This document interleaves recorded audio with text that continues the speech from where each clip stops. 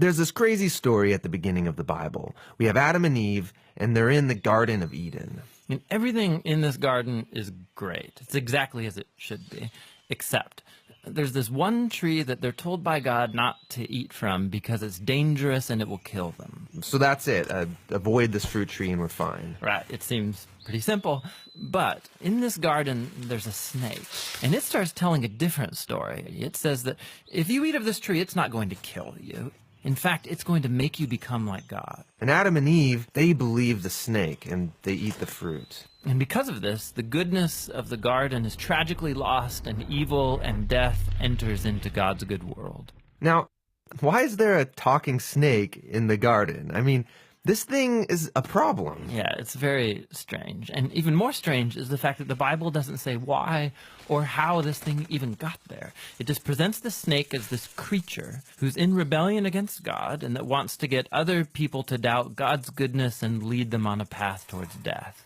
And so whatever this snake is, it's the source of evil that pervades our world and our lives, even still today. But there is some hope, because right here in the story, God makes this really interesting promise to Adam and Eve. That someone is going to come in the future, a son of Eve. And this guy's going to come and he's going to crush the serpent's head and destroy evil at its source. However, during this battle, the serpent is going to bite this guy's heel. So it's like a mutual destruction. Yeah, it's this very strange but beautiful promise. And it's just left hanging there until the next key moment in the story, when God singles out this guy named Abraham and says that through his family, goodness and blessing is going to be restored back to all of the nations of the world.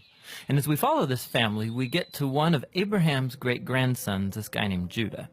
And he receives this promise that a king is going to come from his line and that the whole world's going to follow this king, and he's going to bring peace and harmony, and there'll be lots of food and wine and milk and vineyards, and it's going to be awesome. The first king that we meet from the line of Judah is a guy named King David. And he's a hero. Maybe he is the snake crusher. But it turns out that David is infected with the same evil as the rest of humanity. He never crushes the snake, just the opposite.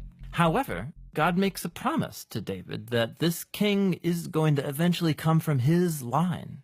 But as you go on in the story, one by one, each generation of his sons, they're just total chumps. They give in to the snake, they choose evil, they go after money and sex and power and following other gods. Things get so bad that they run the nation of Israel right into the ground, and the big bad empire of Babylon just takes them out. And so now there are no more kings to even fulfill this promise. So it seems like the whole plan is lost. But during these dark days, there's this crazy group of guys called prophets, and they just kept talking about this coming king and reminding us of the promise that he'll come, he'll defeat evil, he'll restore the garden.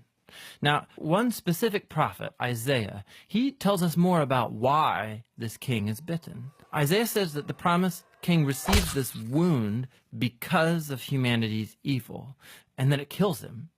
But then all of a sudden he comes back, and Isaiah says it's because he suffered this wound that he can now become a source of healing to other people.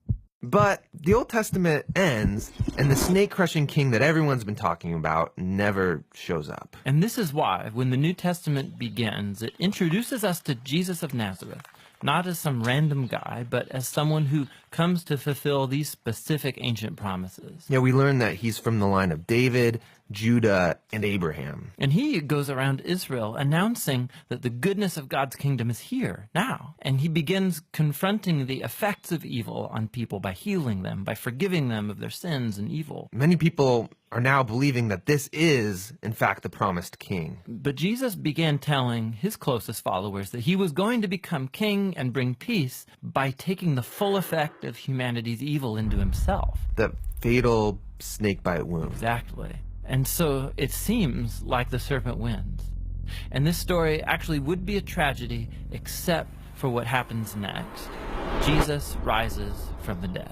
And now Jesus has the power over evil and death for himself. And so the rest of the New Testament is then making this claim that Jesus' power over evil and death has now become available to us to begin confronting the effects of evil in our lives. But even still, death and evil are a real problem in our world all around us. And so the story of the Bible ends by describing this future day when Jesus comes back and he finishes the job. He destroys the snake once and for all, and he restores the goodness of the garden here on earth.